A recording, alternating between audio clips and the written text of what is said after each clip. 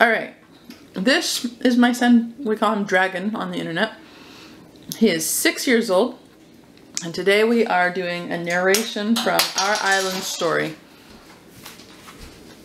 Typically, while we narrate, while we do these things, the readings and narrations, he's allowed to color or do Legos or something else with his hands. He focuses better with that sort of thing. So, my dragon, last time we were reading about King Alfred, and he was having a hard time with his battles and got defeated a lot, and he ended up staying with a cowherd in their house. Do you remember what happened in the cowherd's house? No. He was supposed to do something. He was supposed to bake cakes. How'd that go? Didn't go well. Tell me about it, just a little. So, an old woman told him, hey, how could a man be so... I told him when I'm working so hard. Alright, so he got in trouble for letting the cake burn. This is what happened next. This story is more about King Alfred. We're reading chapter 17.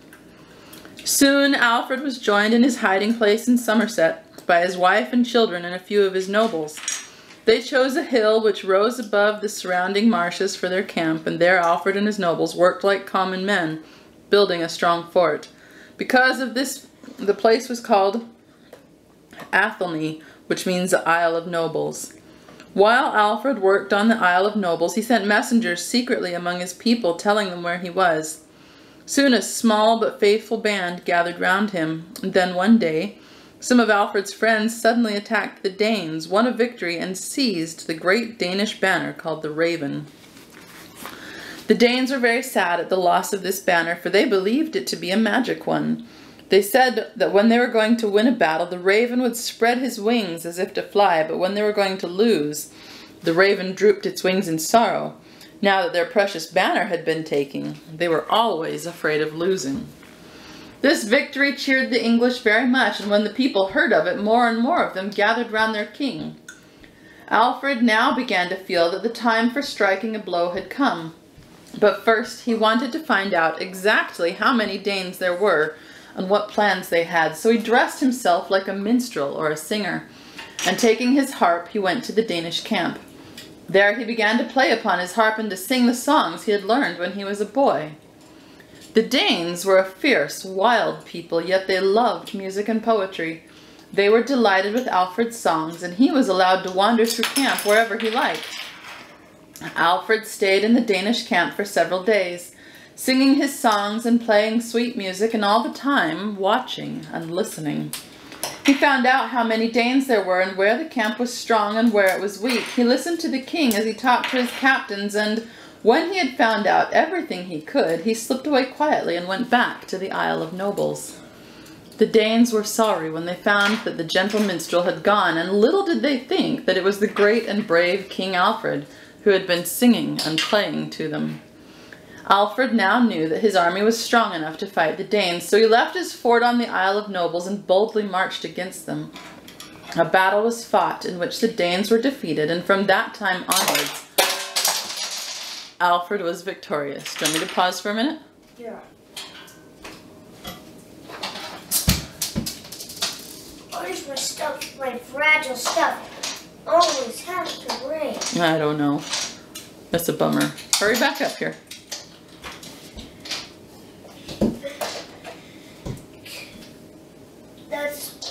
There's one more thing to collect. There's just one of these. Okay, you ready? Yeah. All right. Alfred now knew... Wait, we read that. A battle was fought in which the Danes were defeated, and from that time onwards, Alfred was victorious. The dark days were over. The power of the Danes was crushed. Their king, Guthorm, submitted to Alfred and even became a Christian.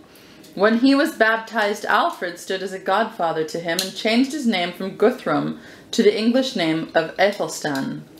Then Alfred made a peace with the Danes, called the Peace of Wedmore, and although the Danes did not leave England, they did not fight anymore, and they left Wessex and kept within the land which was given them in the north. Afterwards, this part was called Danelagh, or Daneland. And now it was in the time of peace that Alfred began to do great things for his people, the things by which he earned his name, Alfred the Great. He collected the laws and wrote them out so that people could understand them.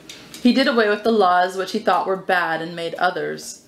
One law he made was that a man who had done wrong could not be punished unless 12 men agreed he really had been wicked and ought to be punished. This was called trial by jury, and means trial by those who have promised to do justly. Our word jury comes from a Latin word which means promise or swear. It was a very good law, for sometimes if a man hated another man, he would say he had done something wicked in order to have him punished. But when 12 men had to agree about it, it was not easy to have an innocent person unjustly punished. Alfred was much loved. He made good laws and the people kept them. They kept them so well that it is said that golden chains and bracelets might be hung on the hedges and no one would touch them. King Alfred was fond of reading and learning, and he tried to make his people fond of learning too. In those days, monasteries were the chief places to which people went to learn, but the Danes had destroyed nearly all the monasteries. So Alfred began to build them again, and he also founded schools. Then, as nearly all the books which were worth reading were written in Latin, he translated into English several of the best he had read. He did this because he saw how much more difficult it was for people to learn to read when they had to do so in a foreign language. Alfred built more great ships and sent people into far countries to bring back news of them to England. He encouraged the English to make all kinds of things in order to trade with these far-off countries. In fact, during all his life, Alfred was thinking only of his people and of what was best for them. You will wonder how he found time to do all these things, and indeed it is wonderful, especially in those days when there was no clocks to strike the hours and remind people how time was flying. Yet Alfred divided the day into 3 parts, 8 hours for work, 8 hours for study, and 8 hours for rest. He invented a kind of clock for himself. He had great candles made which were marked off into parts, each part for burning an hour. A man watched the candle, and when the flame was burned down to the mark, he went to the king and said, "O king, another hour has fled." Alfred was good and wise and kind. There was never a better king in England. He had to fight many battles, and war is terrible and cruel, but he did not fight for the love of conquering as other kings did. He fought only to save his country and his people. He was faithful and fearless in everything. It is no wonder then that we call him Alfred the Great, Alfred the Truth Teller, England's darling. Alright, that's the end of our story. I want you to tell me the most important parts of the story, and you need to remember that you're supposed to tell me without me needing to ask you a bunch of questions in the middle. Do you think you can do that? Yeah, will this be part of the recording? Yes, this is part. Okay. Alright, I think we are going again. So, you were about to narrate for me about Alfred the Great and how he won back his kingdom. Go ahead. Well, he made a camp. I forget its name. The Isle of the Nobles. The Isle of the Nobles, it was said to be called. So, it was like he won back his kingdom by peace and friendship. Did he? What? Are you sure about that? No. What did he do? He had a harp. What did he do with his harp? He played it for the Danes. Convincing them that he was not the king. And at night, he snuck away back to his camp. Okay. So that but he took the Danes' flag. He didn't do that while he was a minstrel. When did he do that? when next time he visited. It was a little battle before he went as a minstrel, wasn't it? Yeah. Okay. And in that battle. So what happened after he was a minstrel? He earned their trust. Whose trust? The Dane. Alfred earned the Dane's trust? After he was a minstrel? I'm just not doing this right. Oh, you're doing all right. You're doing all right. After he was the minstrel, what did he do? He left and he went somewhere. He went back to his camp. Okay, and then what did he do in his camp? He, of course, he went up to battle. Yes, he went up to battle. How'd he do?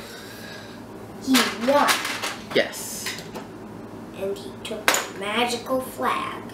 No, that happened before he was a minstrel. Oh. But he did win afterwards. Is that why the people loved him, or was there more to why they loved him? You don't know? Yeah, I don't know.